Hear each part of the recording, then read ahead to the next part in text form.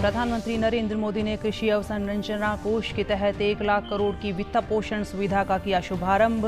साथ ही 8.5 करोड़ किसानों के खातों में ट्रांसफर किए 17,000 करोड़।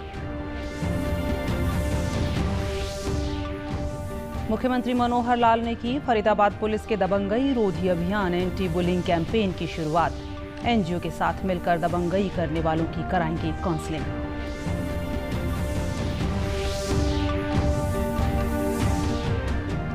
भारत छोड़ो आंदोलन की वर्षगांठ पर प्रदेश भर में स्वतंत्रता सेनानियों को घर पहुंच प्रशासन ने किया सम्मानित। राष्ट्रपति के संदेश के साथ सम्मान पत्र और शॉल किया भेंट।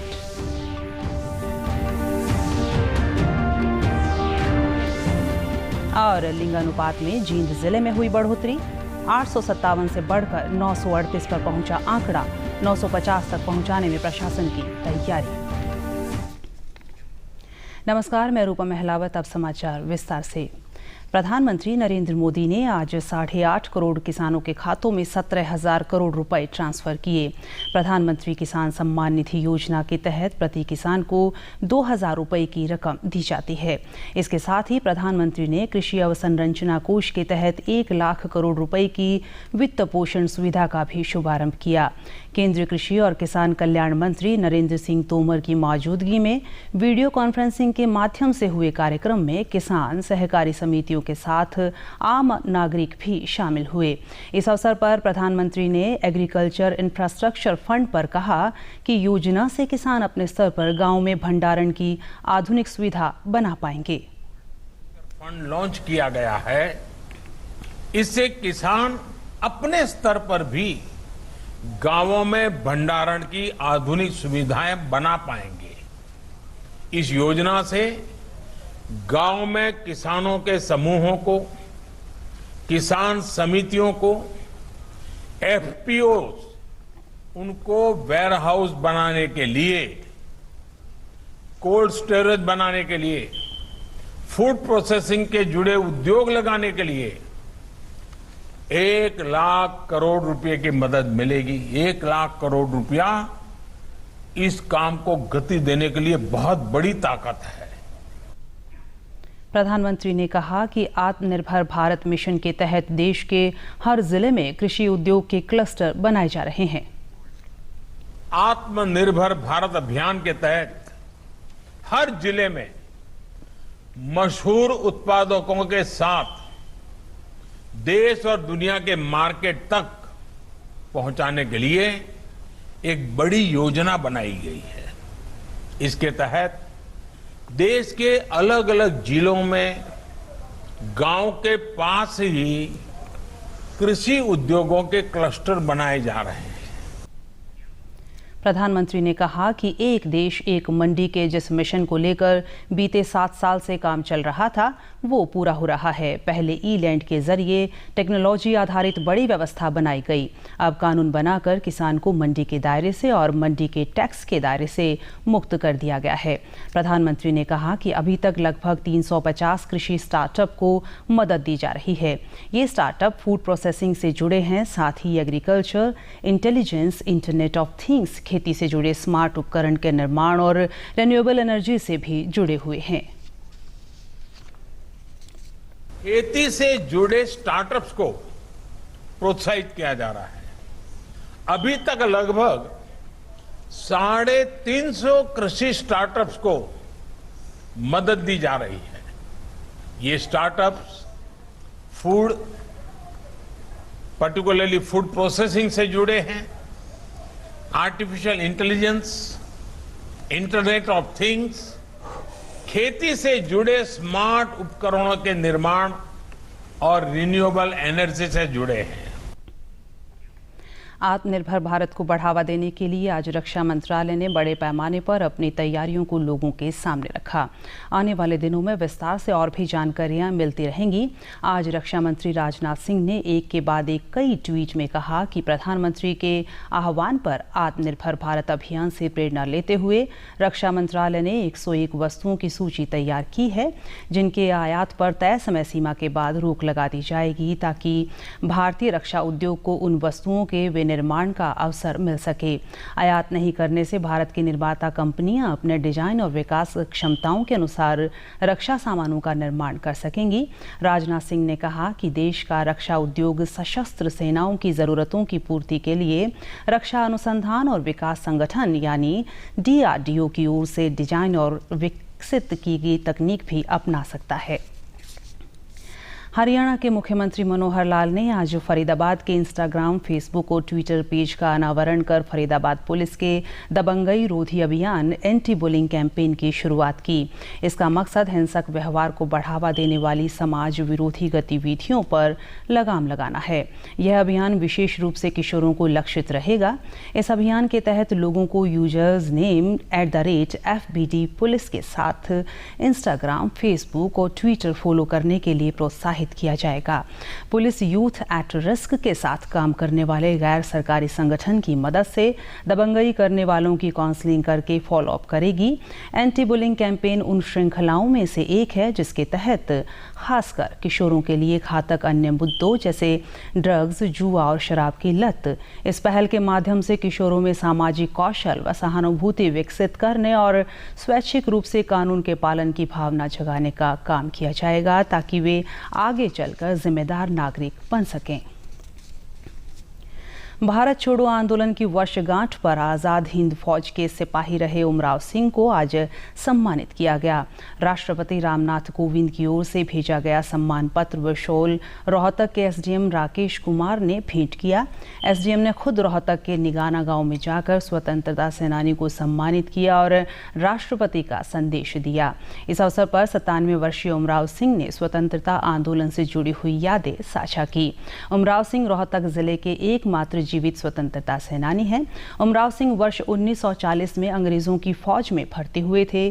ट्रेनिंग के बाद सिंगापुर भेज दिया गया। कुछ महीने बाद नेताजी सुभाष चंद्र बोस के चाचा रास बिहारी बोस भारतीय जवानों से मिलने के लिए आए और उन्हें देश के प्रति प्रेरित किया। उसके बाद वे आज़ाद हिंद फौज में भर्ती हो गए। 6 सन 42 का 15 तारीख ने तो कैद हुई थे और जापानी ले लिए थे उसके बाद खड़ी खड़ी रास बिहारी बोस ने। तो दादाजी जो हमारे हैं, हमें उन पर बहुत गर्व है कि वो स्वतंत्रता सेनानी हैं। उनकी वजह से हमारा देश आज़ाद हुआ है और हम एक खुली हवा में सांस ले रहे हैं।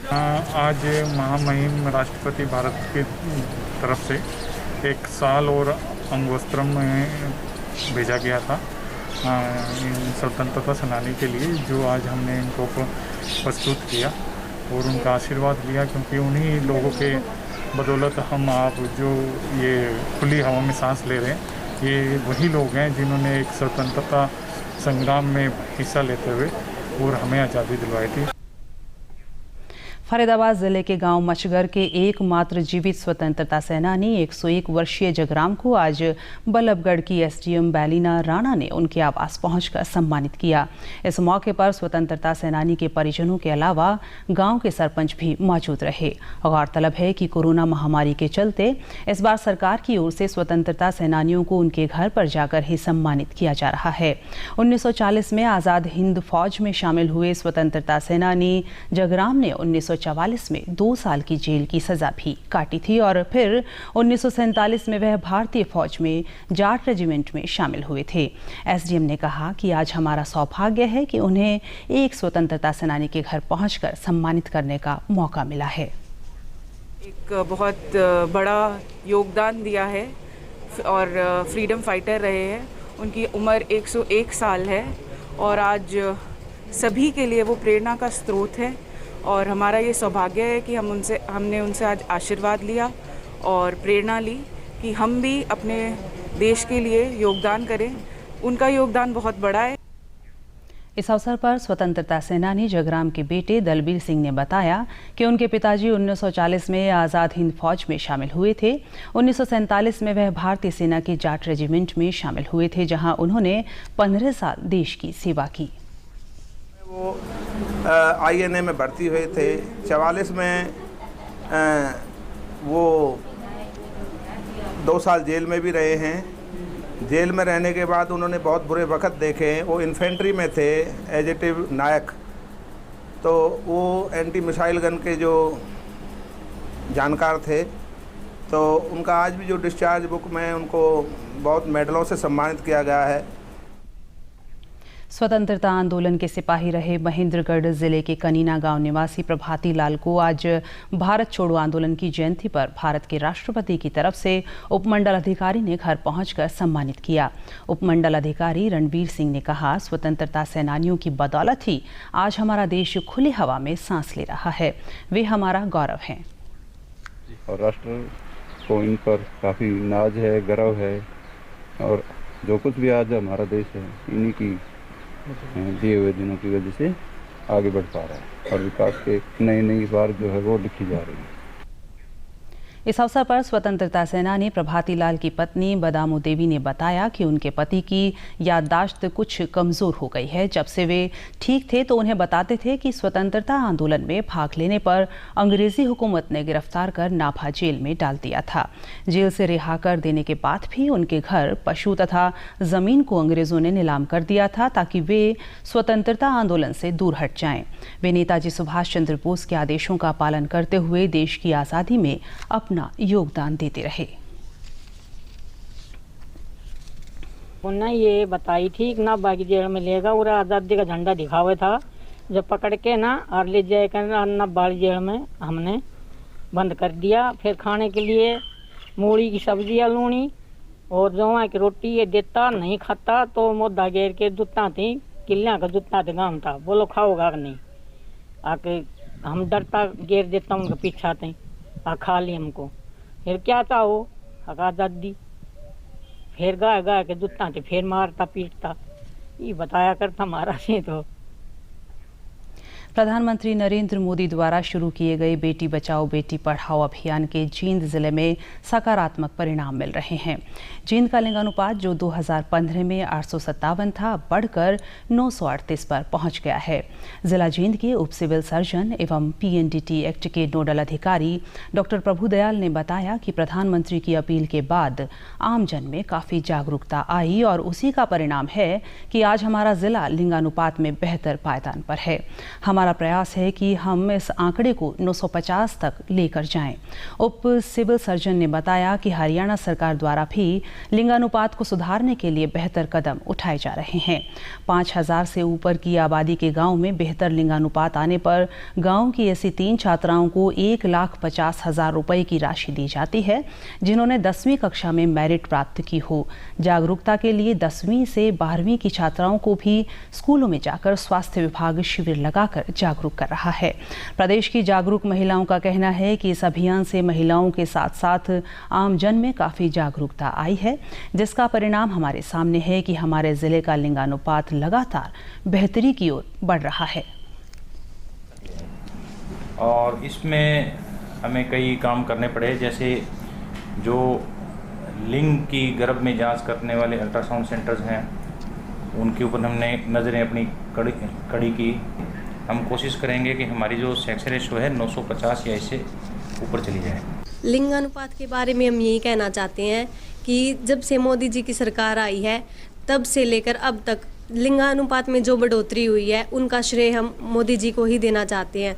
बल्कि जींद जिले में ही नहीं, पूरे देश में ही स्थिति बहुत सुधर चुकी है। 2015 में लिंग अनुपात बहुत ही कम था, जो कि अब मोदी जी की योजनाओं से कुछ बहुत ज़्यादा लाभ मिला है। जैसे कि बेटी पढ़ाओ बेटी बचाओ से काफ़ी लाभ मिला। जैसे कि हम देख सकते हैं वो हमारी फिल्म आई थी दंगल, उससे भी काफ़ी फ़र्क पड़ा हुआ है। अभी बेटा या बेटी में कोई भेदभाव नहीं किया जाता। और अंत में इस बुलेटिन के मुख्य समाचार एक बार फिर। प्रधानमंत्री नरेंद्र मोदी ने कृषि अवसंरचना कोष के तहत 1 लाख करोड़ की वित्त पोषण सुविधा का किया शुभारंभ। साथ ही 8.5 करोड़ किसानों के खातों में ट्रांसफर किए 17,000 करोड़। मुख्यमंत्री मनोहर लाल ने की फरीदाबाद पुलिस के दबंगई रोधी अभियान एंटी बुलिंग कैंपेन की शुरुआत। एनजीओ के साथ मिलकर दबंगई करने वालों की कराएंगे काउंसलिंग।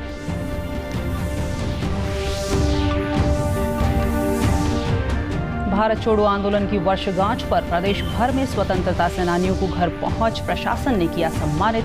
राष्ट्रपति के संदेश के साथ सम्मान पत्र और शॉल किया भेंट।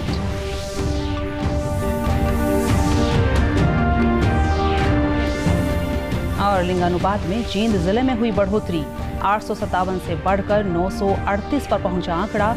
950 तक पहुंचाने में प्रशासन की तैयारी। समाचारों में आज इतना ही। नमस्कार।